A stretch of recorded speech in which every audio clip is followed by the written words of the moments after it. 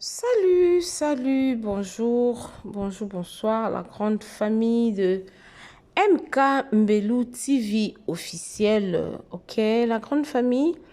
Je suis très ravie, hein, je suis vraiment dans la joie de vous retrouver dans cette nouvelle vidéo.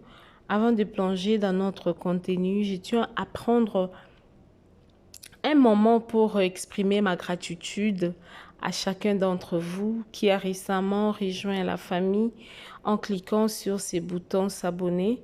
Vous êtes la raison pour laquelle cette communauté grandit et prospère. La famille de M. Mbelou TV officiel, nous sommes venus encore une fois de plus pour cette affaire de Péniel et de notre pasteur Mike Kalambay. Je me demande, est-ce que ce qui se passe à l'heure actuelle là, ce qui se passe à l'heure actuelle, est-ce que c'est vraiment bien? Je fais un tour sur la page de Péniel. Je vais nous lire ce qu'elle a écrit. Elle a écrit, je ne sais pas si vous comprenez le degré de méchanceté. Tu prends une petite de 17 ans, tu la violes chez eux, après tu la groomes pour le mariage et elle laisse toute sa famille aux États-Unis pour aller vivre avec toi au Congo. Arrivée dans le mariage, elle trouve une autre femme que tu présentes comme ta cousine. Là, elle parle d'Yvette Kalombo. Mais toi et la femme en question savent que c'est elle la légitime. 9 jours après le mariage, tu commences à la battre. Elle n'a que 18 ans. Tu la trompes tout le temps avec tout le monde, y compris sa propre sœur. 1 mois après l'accouchement de votre premier enfant, elle n'a que 20 ans.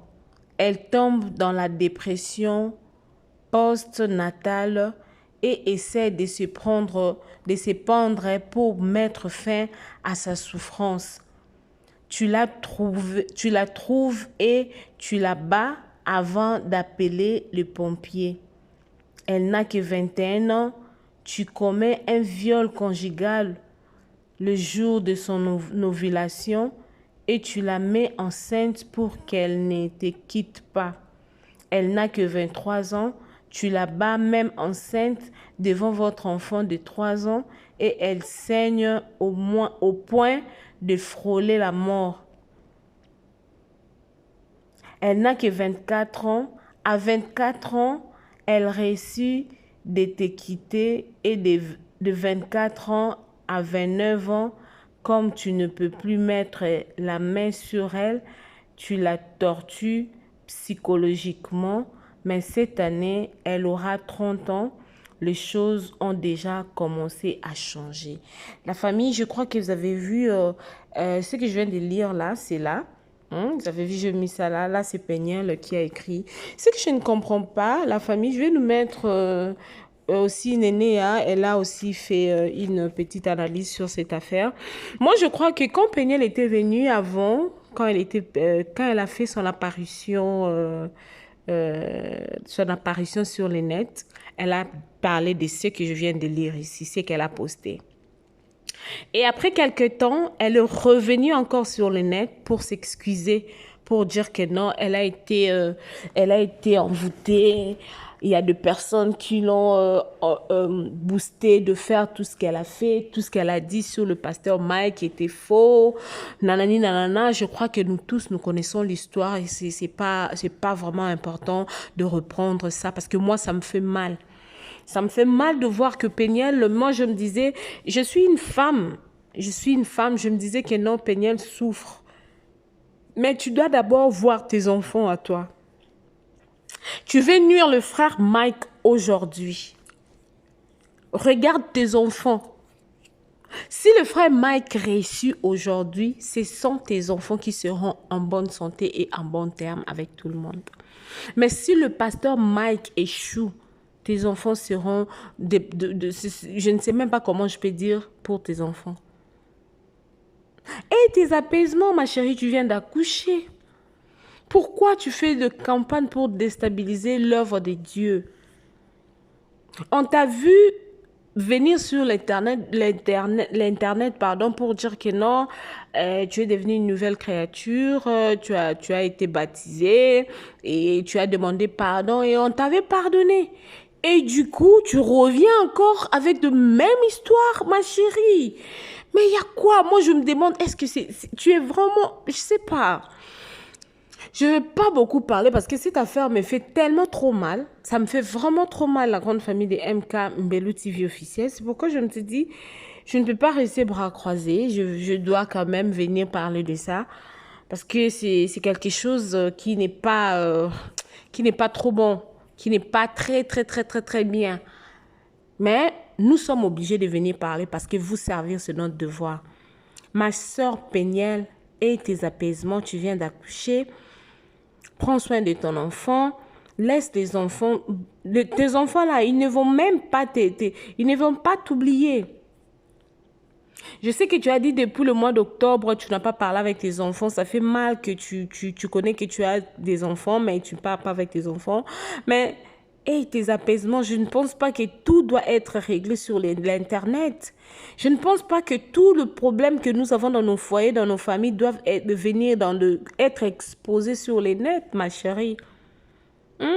Vous ne voyez pas qu'en amenant tout ce qui est votre vie privée sur les nets, ça devient comme, je ne sais même pas quel mot je peux donner. En tout cas, la grande famille des MK, nous devons suivre, je nous laisse suivre Nénéa Kelo.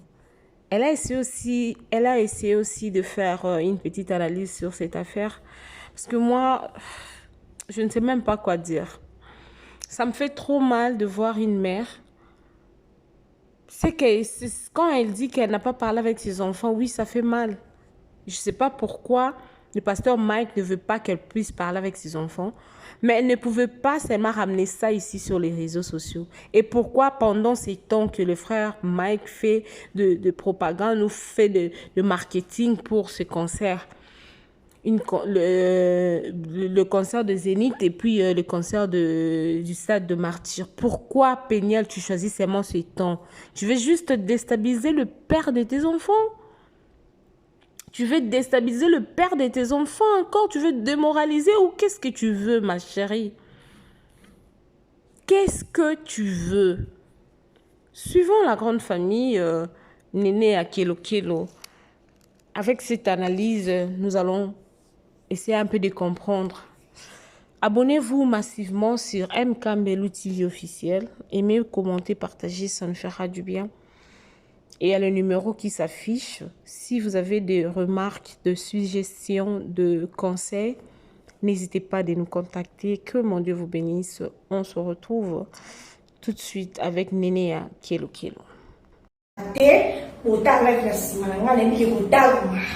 En passant, robe est disponible dans la Kinshasa, dans le numéro 2, et ça, dans cette couleur, ma robe à Kitoko, et ça, Biloko à Kitoko, et ça, ma blouse à Kitoko.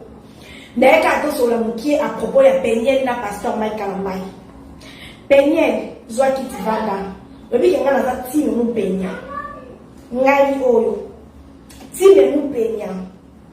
Na soutenako. Pour nous, on a passé, na soutenako toujours. Mais ngai, la zabou. Nazamuta sentimenté. Ngai, nazamuta moutouté. En plus, nga basala nanga likobate, nazamuta moutouté. Péniel, nga naisuka lo moko. Stéphane, allume la clim s'il te plaît. Nga naisuka lo moko. Apparemment, oza Niki Menga, oza bipolaire. Apparemment, oza même comportement la Niki Menga. Okoloba à la loser. En plus, c'est mon inga, nga na palukalma mortalité.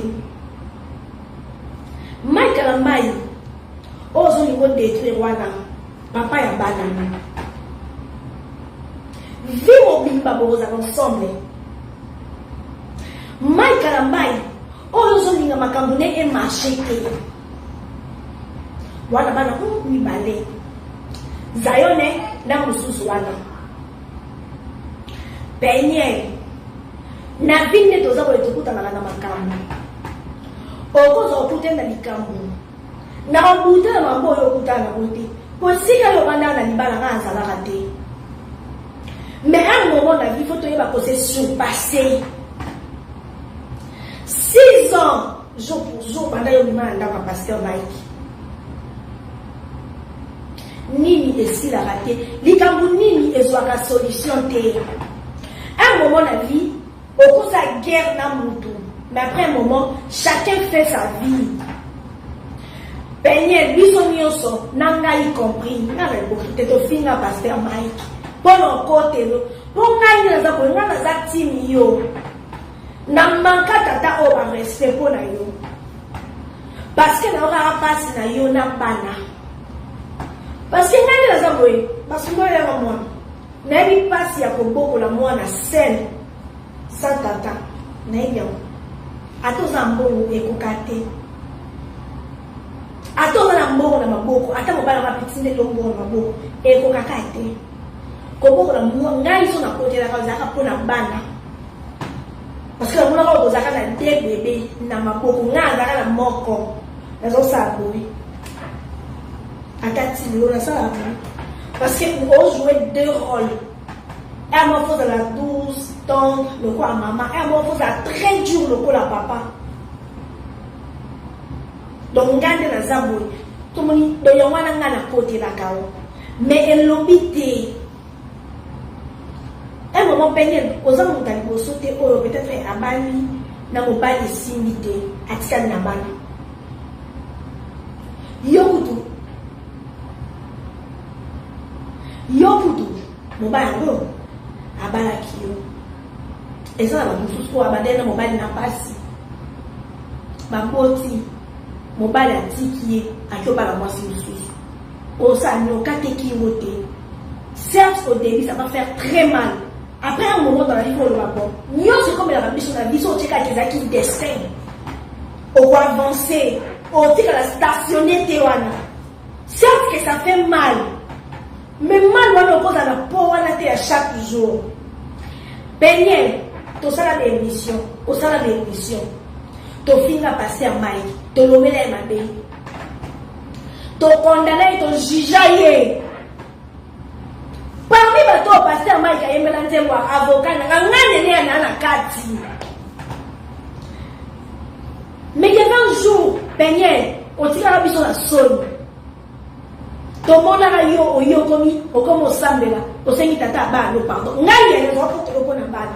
Ngai da ko contre na ngai le principal les arabes na bana. Nous allons ko imaginer que ngana mo na mon ko niveau zo kanga mutu, na za mukolo na yo, sko yo no ko za mo na mukie. Na bana mi bale, juste ko imaginer yango, yangana ngana indaka frère Mike. Ngana hypocrisie. Asala ngelote juste ka ngai bibano batika ka basi na bana tuka na sepela na marodi po na yebi combien ça fait mal combien est troublaka combien vous en avez énergie les sous na kini cha sa au cause wa bonne ba famille e cause ape mais na boka musika na pesa teza souvent compliqué mais pengine to na to lamuka au comment assez à Christ. Au comment faire un Christ peigné. Ngai nazali ko encourager pour na bana na bundela yo peigné pour na bana. Tolaka to la muka peigné no zui bana pour remettre la maboko ya frère Mike kwa sa papa bana. Nani le va quitter vieux a ko quitter a pesi bana. Tolali to la muki peigné le commissaire aux ongeli selon yo ozaka déjà ser. Aux ongeli qui sert en Christ. Oye awa, osengi batunyo so pardon, y compris papa banano.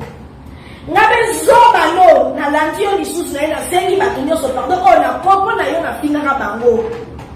Na sengi pena papa banano pardon. Po, raison o kala zaki ko mangele respect, po ya suafika ko na bana. Quand yo ko si bano o pesi do ya ko mina bana, ngaka bana ndera bana nde mutuno la ko lana. Oye awa commissaire en Christ. Au Seigneur, bato nyonso oyo, au Seigneur, on m'a pardon, au Seigneur, on m'a mission pardon, y compris papa banao. Donc, on va dire que dans les bas, bino, aux acquis qui ont raison à 100%, frère Mike a tort. Ou frère Mike qui a raison à 100%, ils ont acquis à tort. Et si quand on va dire ma promesse, ça a été, bandeko, kobo tanamutu, libana non, ils ont contrat. Après, on va dire qu'ils ont signé. Donc, ils ont contrat. Bon, qui ont résilié le contrat, contrat qui ont signé là. Mouton botina yé, au pôle n'a pas bien été. On continue jamais pour souhaiter ma belle moto yo botina ko boza na mwana to bana ensemble. Quelque chose na ndenge nyonso o bokabwaneli. Kokabwana na mobali, na camarade, na ndeko, na mutu nyonso, et ça va toujours passer. Parce que ça, mutu moko za na ye, olalaka na ye, olamukaka na ye, okabwana na ye, ça fait toujours mal. Mais la vie va comme ça comme ça. Il faut qu'on accepte. C'est dur, ça fait mal, mais c'est arrivé. Je ne peux rien, il faut avancer. Peut-être au qui m'a coloté. Nasima ya pasteur Mike, aussi ni bali na yo. Obimisa qui sont un bel homme comme quoi Didier. Obimisa qui Didier.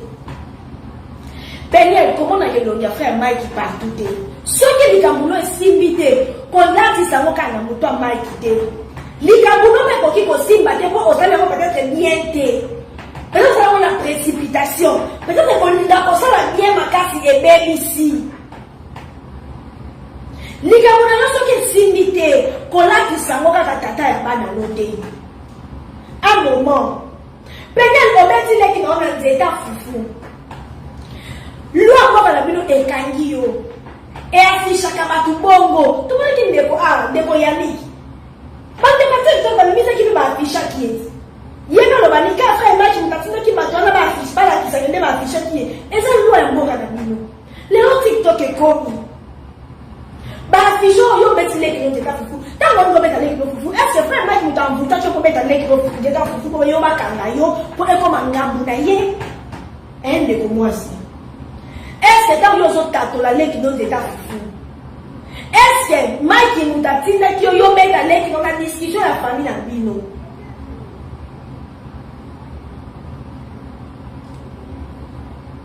Moutou, on a vu naïe. Mike peut avoir ma colonne à dégainer, il peut faire ma colonne à dégainer.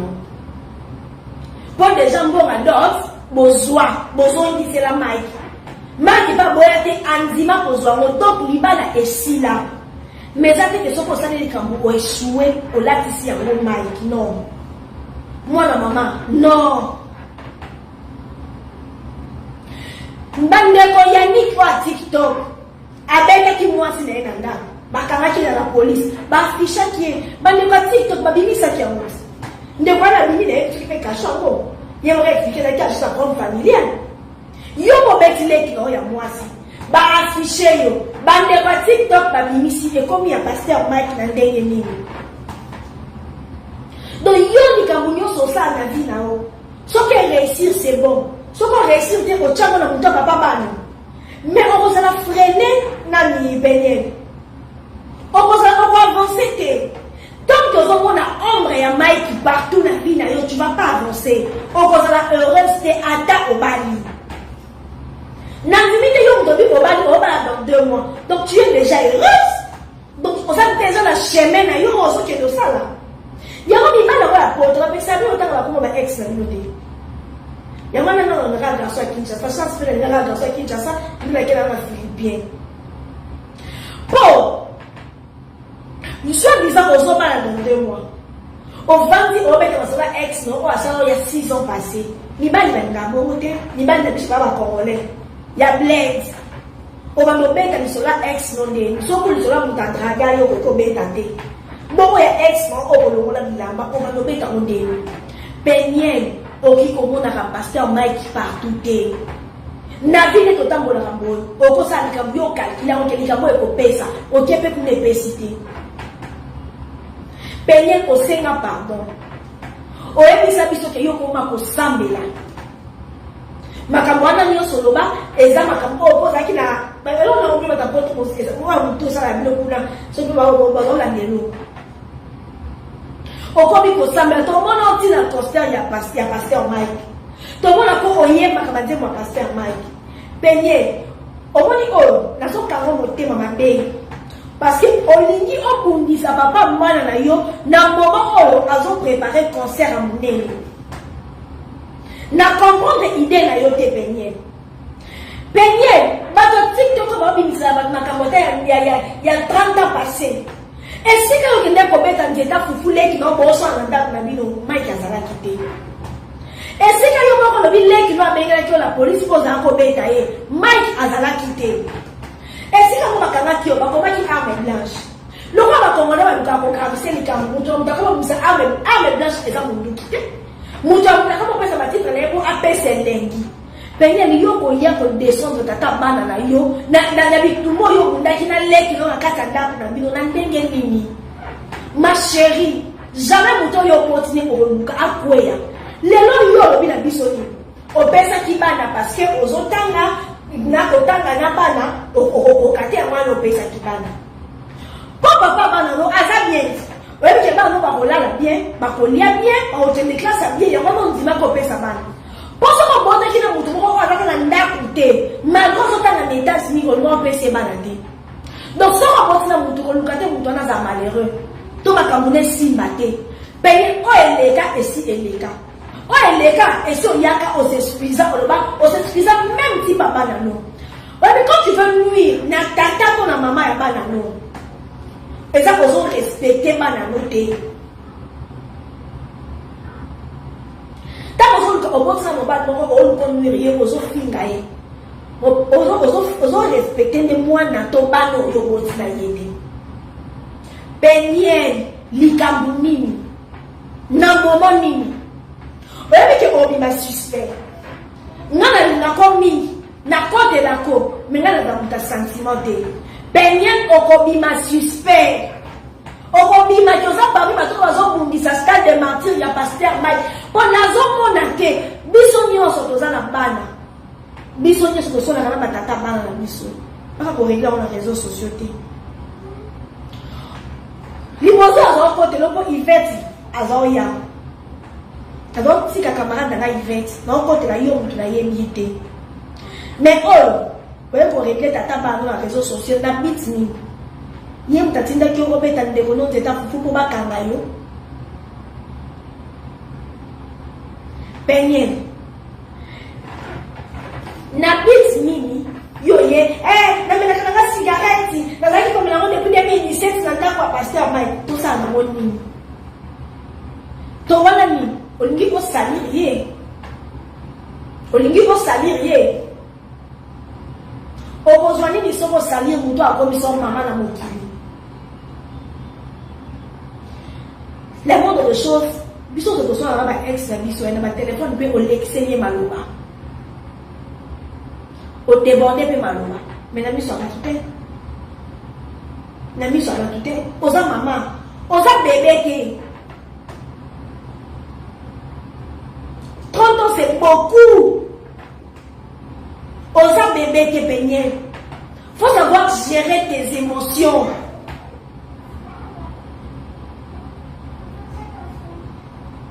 faut savoir gérer tes émotions à toi pour na Mike te pour na Zion na Shaddai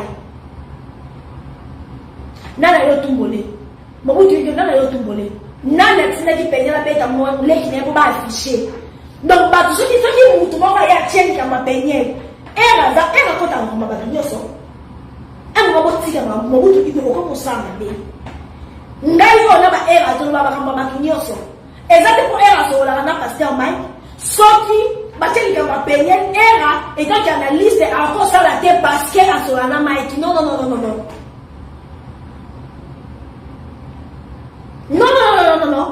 era zande kwa Mike te era za mwana Mike te era krena na Mike te era zande kwa Mike te era za mwana Mike te era za petit ya Mike te era arrivaka a collaborer na Mike yale finale ya bonne na sala faire Mike promotion qui sera dans la vie mais non lobele so li kamera ko défendre ye et bon bani ke ye mutoti ndanga non bon confondaka makambo te bon confondaka makambo te. Soki ezalaki Yvette nda kotumbola ye nakotela toujours Peniel. Maintenant oyo non nga c'est la sentiment te. Lokuta mabe jalouse kama na nga Jaël. Lokuta mabe fils jalouse Jaël chaud. Un moment Peniel, ressaisis-toi. Banano bazokola, ressaisis-toi. Quand nous avons un poto, nous avons un poto. Oyo, papote na bango, ma camarade na bango, oyo ka bango solide. Parce que makamunyo je vais expliquer wana nani atuni yo. Maika rondoki, maika wa sase, maika wa yokola yo, maika wa motema mabe, maika wa ndumba tika ye bozala lisusu ensemble te. Yo na maiki bozala lisusu ensemble te. Maika présenter moi si na yo abombaye, moi si na yo adotaye, moi mamakangu na yo etali yo te, yo za makangu wa maiki te. Yo no za okolo ba maiki te fa présenter ba to moi si na ye te Peniel te. Explication wana ndeti de l'autre boy na biso to na posa na ngote. To yo ka ko déjà 6 ans et les cas déjà to tika makambo na maiki jour yo ya ko senge pardon. Ata konta tindika chaka esa le lote. Donc, tu m'as fait jalouse. Mike, Azanouba. Azala, moins sérieux. Aza escroc. Aza bolivie. Aza nyoso. Peniel, lui est à l'autre. Tika Mike, Aza abinaye. Troisième fois, Mike, moi, c'est un abandonnement. Pendant yo déjà, dossier close. N'amène de bolobaka. Dossier là, yo déjà, Mike, close jour où il y a un pardon pour le commissaire en crise. Peniel, on s'est en Zambie. Oh, Peniel, on s'est en Zambie. Donc, ils sont là pour le commissaire en crise. Après 3 mois, Malouki. Après 4 mois, ils commissaire en crise. Oui, mais que Peniel, on dirait qu'on a pris ma tête. Tête, n'y a rien. Hein, Peniel? Tête, n'y a rien. Pour moi, nous comprendre. Peniel, j'ai changé de niveau. Jésus. L'homme, il a besoin de la Simon qui est taillé nous tout. Ah, Peniel. Je ne sais pas si ma kuna na se passer à la bonne baka français pour sa émission. Ouais, contact la masu na yo. On va te tailler émission, on va contact la émission masu no poids. J'étais dans la perdition.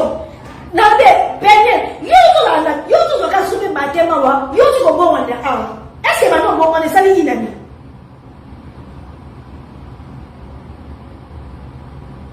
Peniel, maintenant bon wami est sali inami. Donc yo comme ça qui ko bon wana, o ka ti Mike o so yelo. Na lobi ya wana il faut boni muto boye bani bien, ba be bana makasi te. Parce que l'homme beaucoup zonga la beaucoup zonga. Peniel, j'ai mon fiancé, je me marie dans 2 mois. En tout cas, moi, souvent, c'est pour pas dans 2 mois, Peniel, tika via Mike. Tika via Mike, Peniel.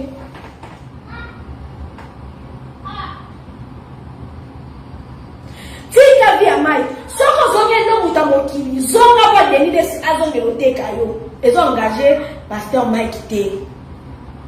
Ndenge pas surtout tous ceux qui peignaient le tabou là parce qu'il y a pas dans la communauté basi on ngane ya boso to kwani dans la communauté non chrétien oté non boulé bonjour ça va trop seka pour na tanga le communauté pour na ko swani soka suna za boni bono Peniel Bobo il a dit oh depuis octobre je n'écoute pas la voix que les voix de mes enfants Peniel oza na tata oza maman. Oui, tata na maman ya mai. Régla en famille. Yo kenzeka yo doza ba promo. Yo mi basi o mi bala yo kuto tana octobre. Peniel oza na tata oza na maman. Mai oza na tata oza na maman. Bon régla yo eka na moment o pasteur mai na meta stade na. Et ça campagne de déstabilisation. On va déstabiliser papa ba no. Maintenant on va déstabiliser. Mai kona le so akwei. Bana no otika ba ko bana. Pour la danse, on a pas pour soi-disant autant. Mais pour souhaiter, mais tu en as pas bonheur. Pour n'a pas souhaité, à la bien. À la ma coquille, vous savez qu'elle est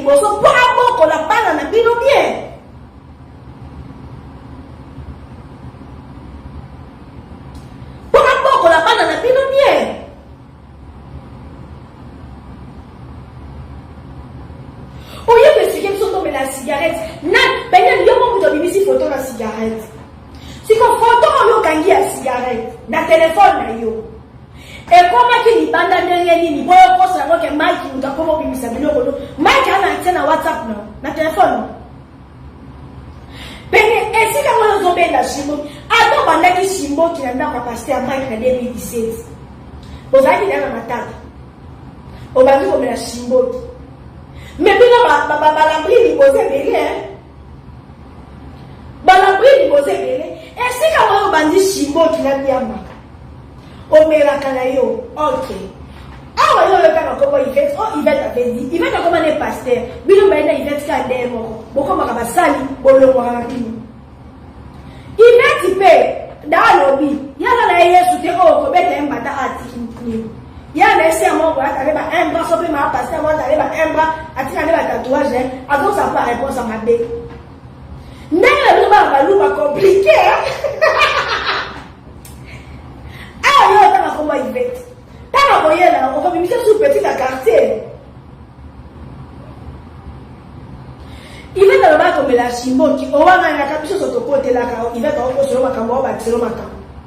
Là si ko yo kondi maka Yvette aloba kango na 2017 j'avais commencé. Donc quand tu vas revenir sur Yvette aloba. Pour yo tanga Yvette aloba yo tenda la chimbo qui na wa biamba. Ngai ko na sa déjà camarade na Yvette ni pour na côté lo.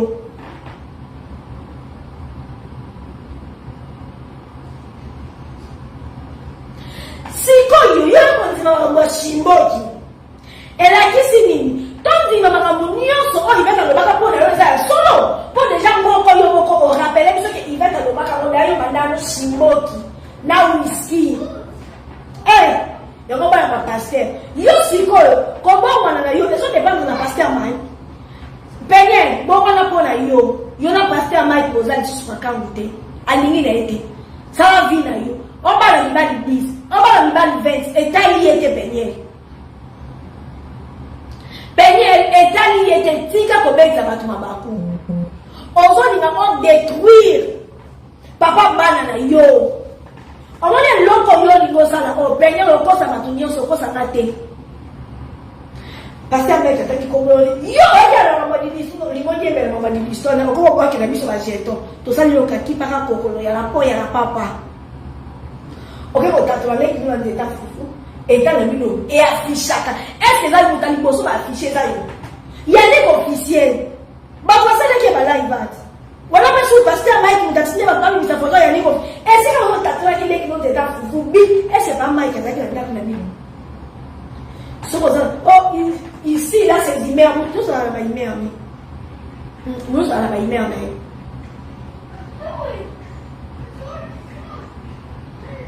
Donc il peignait yambalo e osimbate yambalo yo obeti poto to kokoto lisusu te po yo zwa bano pesa pasteur Mike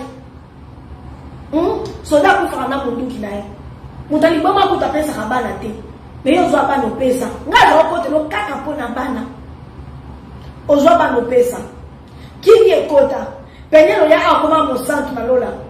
Je suis ma restaurée, si c'est pas Jésus, c'est personne. Jésus m'a fait, Jésus m'a fait. Péniel, on s'arrête là, nous sommes camarades. Péniel, on s'arrête là, nous sommes camarades. Donc, on va lancer comme une baisse, comme une baloubaye.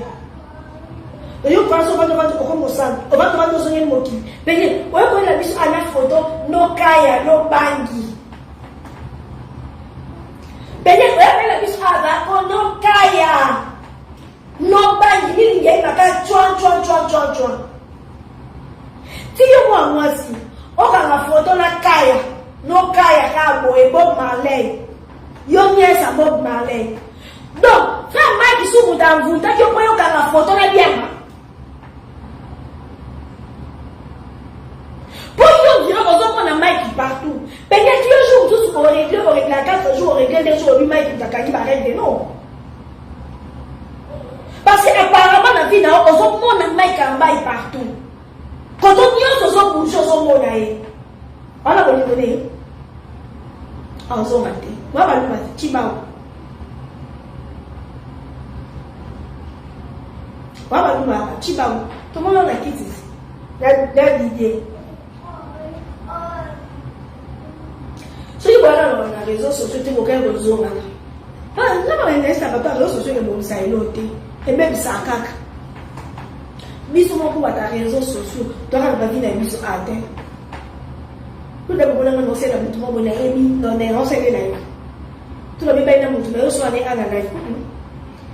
Pour moi de conscience avec les réseaux sociaux comme ça et l'autre.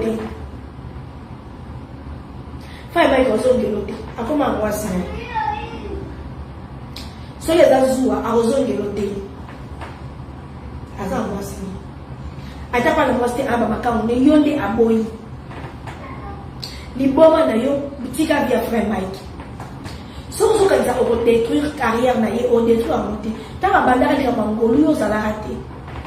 Quoi vous figez bichete azana makambo bimisa yet bimisa moso do tanga ba promo ya kobota bimisa au bimisete.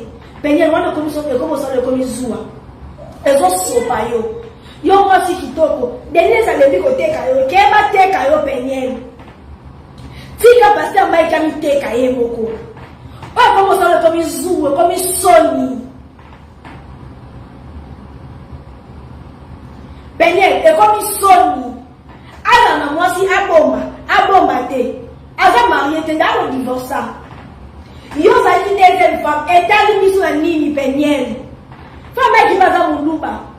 Balo, pas dans la base, belé, quand on va retourner sur un salier, et ça, peigné, yo, ça va ça faire, mais yo, pour ma camounette. Abi manaba 600, abi manaba 6000, aga aventurier, aga nani, yo etali yo te, pendant yo ko la makamete yo bozala te. Bozala te.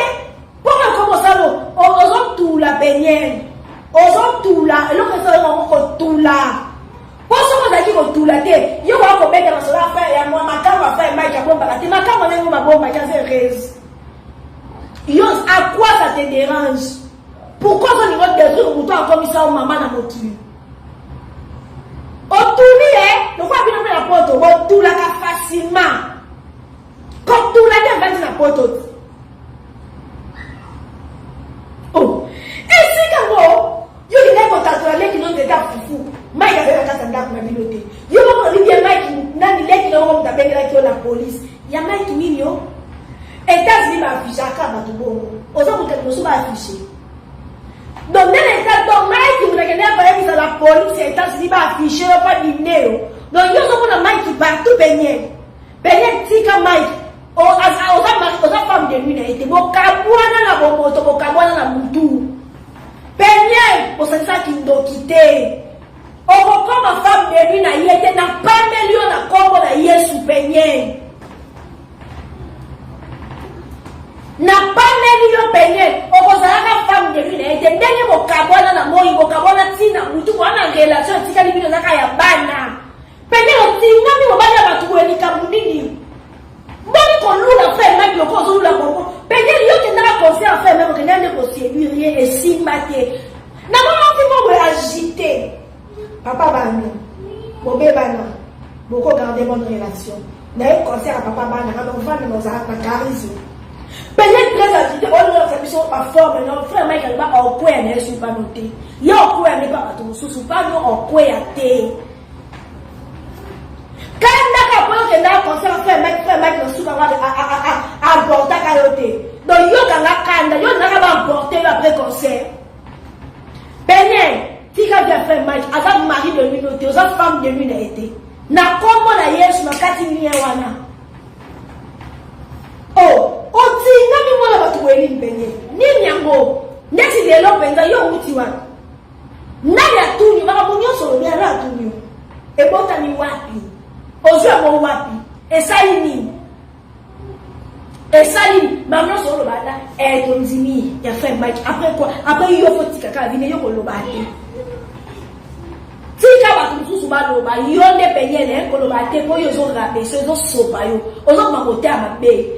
Baso bueno, on va le détruire, on détruire l'avenir, on détruire carrière, on est dans mon petit conservateur, surtout qu'il y a un tombeau pour la bas, vraiment irresponsable.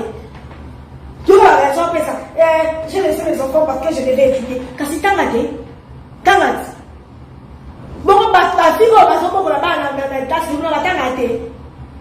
Oboni ko benye beaucoup biso yo ka yo ka liboma yo benye yo benye yo ka liboma o keba na yo benye beaucoup biso te eza mbasuka ochako pa ka mat na ko no wana ke na kwa mbasele ba jati ba mona na la pera les angatina keba na kebisio na la muzoma te kande matara na zakanda mukuse na la voix de voix resuka la lokana les akana nzoto pa moto munda keba na yo ba jone ko leke ba jana so bando ko pota fa yo mena ko pota fa yo mo yo se na pardon te yo sa kana na camarade bende kana kuninga yo mo se sa biso ba ping pong biso ba ko biso ba ping pong ko yo bende ko saka na ba yo ya ka mo saka ba na rola te yo ka ka ni repentance te yo saka na nzambe na ba master no bakanda mususu na yo beto na mbata pambe biso ba ko na so ba to ba ni ko ano tuli kada ko tu no so ni femme ni si la télé pas les contrats parce que donc signé pour les contrats est-ce que c'est pas j'ai mal les contrats so si tu on ko ni fait ta yo so na si ma tele boss so ba ba mutama mai za numba aza ndoki aza no so fika yo ko lo ba yo etani yo te yo oza lo ka malamu yo lo ba ba tu te pengeli wana lo ka malamu yo ba ba tu te marchandise a gagné les supposants na lo ka malamu lo ba ba tu te ya mwaka liboso aba na bo ba les ayo mwaka liboso aba na bo ba les ayo ali a tout côté avec les boy to lo ka li on lo ba te ni histoire même to lo ba boniko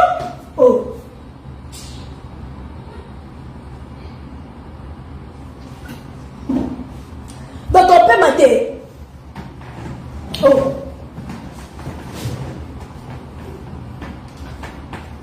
torope mate penye masuka mbala suka yo sopo wana koma youtubers tiktokers nyoso koma 5-1 master sala vina yo wana da exporter wana déjà exporter sala vina yo bimisa kombo nganene ya kebeke yo mnalo to ngana na ko bloquer na pas sana za camarade bloquer na yo yo fioto pour payer la ko ba mai tan ki fioto ngana camarade na le bota yo na camarade eza masuka na bino la payer na ko ba passer mai ke masuka ba jona ni salwa le sile ni salwa la boza ko ba mai ke sile la o ke ni sabino efengo nyana bosa wana esila bolati olao boni olula ke wa bongo olula wa bongo benye linga mibali no ka ko linga mibali no ko linga mibali no te en fonction à pasteur Mike linga mibali no ko tala pasteur Mike to fina linga mibali no le kai linga mibali no sa vida yo ko za libre okay eza kamba suka mbala suka penyel tika Mike asa vida yo azak marié ta célibataire c'est que mais qui moi ça on est si vite à changer asa célibataire asa marié à changer zuwa na wana so zo tula yo ngo na malembe tika yasa vina ye tika zo préparer ba concert na minene ba tuni a vina o te ko yate ko ya ba concert na biso te so ye no benga no mutalo kuta camarade Niki Menga ba bipolaire balobaka ala 12h na 15h lo belo sukula batata bana bango ala yiye kuna munene lokwa ngai kibuki ba vantile ko moleke bisema tala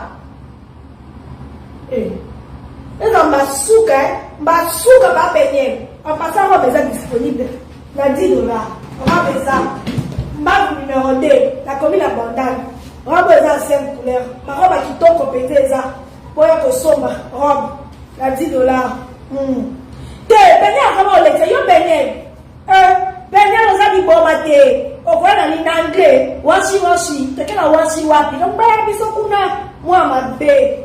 Ah, il a nuit, tata bané. Aux amis, ça m'a bien. Nous, dès qu'on y a quand même au sein de la base. La repentance, je demande. Pardon, nous, dès qu'on s'est là. Il y a vraiment ça quand même. Eh, t'as peigné. T'as rien mis sur eux, Zanan. Aux amis, on a un peu. Pas mis sur ma casse, toi, tu es qui peigné. Hein? Mon peigné, Zanan. Marchandise à des laisse. Moi, ça, si la sonne. Moi, ça, on va la matière à la trône, on appelle ça la valeur. Faut que ça comportement Amida. Amida, tu vas mettre ça à la trône. Quand on voit une gilet, Amida, on est calé à l'icolo. Yo, ben, quand on t'a pas passé en main, puis, oh, maman, n'est pas Jack. Maman, n'est pas Jack. Bah, comme côté, quand on voit $200. Eh, les ambassadeurs. Grand besoin d'abondance. La base numéro 2. L'abondance liquide, référence Afrique Arras, par un petit bloc, on a. Et puis, c'est une base pour la qui sort. Pas besoin de $10 et la 5 couleurs. Lobby déjà, ils ont déjà la boutique. Ils ont déjà. Lobby qui refont la 8 heures juste. Son ok. Bon, ça va faire Kitoko, ma blouse à Kitoko. Donc, je vous laisse à plus tard.